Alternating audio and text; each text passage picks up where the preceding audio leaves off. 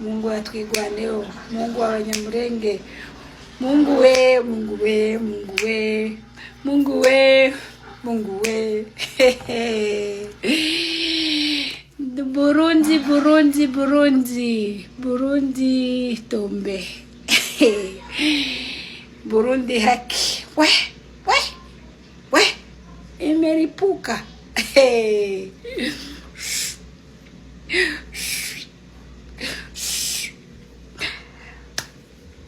Information. Sasa Burundi kumenyesha mvua. Matope kuna mvua Burundi. Kuna mvua Burundi. Mumesikia? Wa Burundi kumeripuka. Kaya Basota. Ikaripuka. Nilisikia habari wanasema Kisegeti ndo ameripua iyo kaya Barundi ya Kisoda. Felicitation Chilombo. Wewe uchezagi, tunakuya Chilombo, wewe uchezagi. Umelipua Burundi. Chilombo amelipua Burundi. Good job. Eti hizo mabombe zilikuwa zimeenda kumaliza Banyamulenge. Kufika Burundi, Chilombo, Kisekise, Mamfu, Mamfu Kiseketi akaripua hiyo bombu. Kwa information ya Barundi, yaifa ngoma hii utawala Ndayishimiye CNDD-FDD. Mumesikia?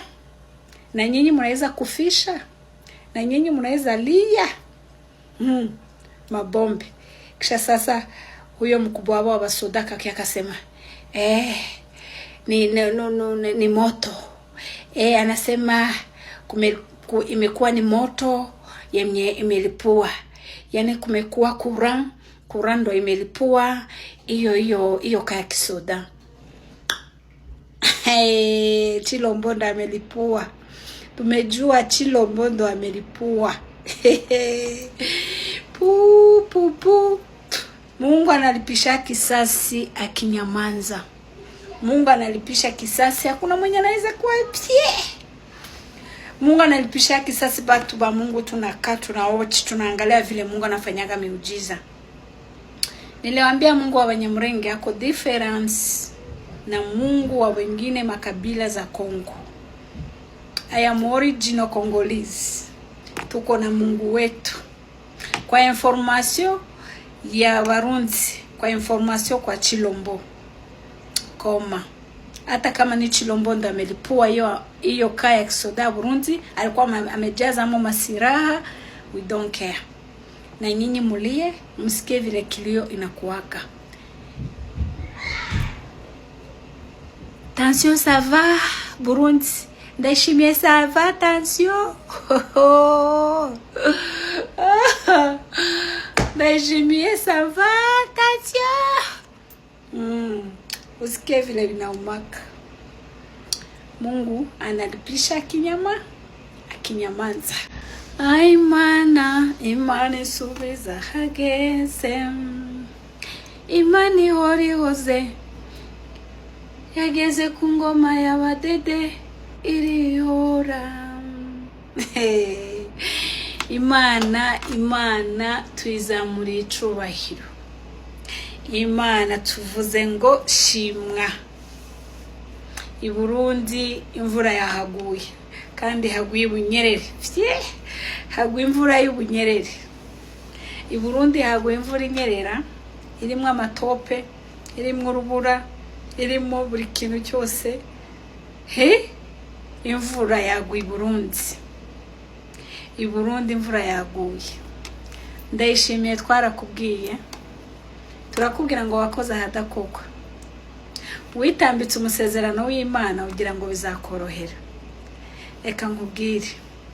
Ubushize naraje ndababwira ngo tajoro ridaca, tamvura itagwa iw'abandi, na nyina wundi yozara umuhungu. Turongera turakubwira ngo iyi ntambara afande mu gitabo cyavuze ko tuzayitsindana 6.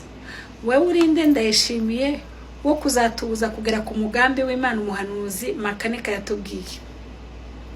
Ntabwo woza ucura umugambi wo kurimbura abanyamurenge ngo Imana ikwihorere. Na bado uraje ubirebesha amaso y'umubiri, bana amaso y'umutima, kuko nta y'umutima ugira, ariko amaso y'umubiri urayagira. Urumva, ufite amatwi ariko ntiwumva, ufite amaso ntubona, ufite umutima ariko ntutera. Kuko iyo uje gutera tuba bateye iwacu.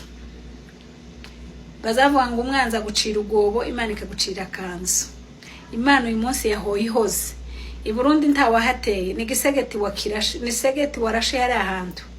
Kuko ga nta wundi ga wishuti yawe, nta wundi mubana, n'ababirigi, n'abacancuro, ni gisegeti. No kuvuga ngo gisegeti niwe wakurashe. Hari ubwoko butavumika bwitwa abanyamugisha. Aribwo bwoko, aribwo AFC twirwaneho. Mungu ni mwema, Imana ihora ihoze. Ndayishimiye, twarakubwiye ngo wakoze ahadakogwa. Urakira abanyamurenge buri munsi. Ejo bundi warigambye uravuga ngo njewe, ngo narashatse mu babembe ndabura, narashatse mu bapfurero ndabura, narashatse mu banyento ndabura, ngo ariko naraje gutora, ngo natoye abanyamurenge, ngo muzaho nabakuye, ngo muri Amerika. Warabatoye nyine, warabatoye abagabo batuzuye, warabatoye. Ariko twabibonye bariya nyine nibo bazanye biriya bisasu byo kuguturitsa. Bamanyota, barutikanga, bande nibo baguturikije, kubera ko wewe wagambaniwe batagombye kugambanirwa. Tuzaduharara, turahararirwa ariko ntiduharara. Umva tukubwire, komera. Imana iraje gukubita inkoni, iragukubita inkoni gucishije amajaruguru n'amajepfo, kuko wewe wasuzuguye ivy'Imana yavuze kuri wewe. Nawe uracahava niyo ntebe uzoyivamo, kuko wakoze mu mboni y'ijisho ry'Imana. Ndayishimiye ibyabaye iwawe, twabyishimiye. Haturitse buke, iyo haturika hagaturika no mu nzu mu wawe, n'akazose za gisirikare z'i Burundi zigaturika. Tumefurahi. Twigwaneho we.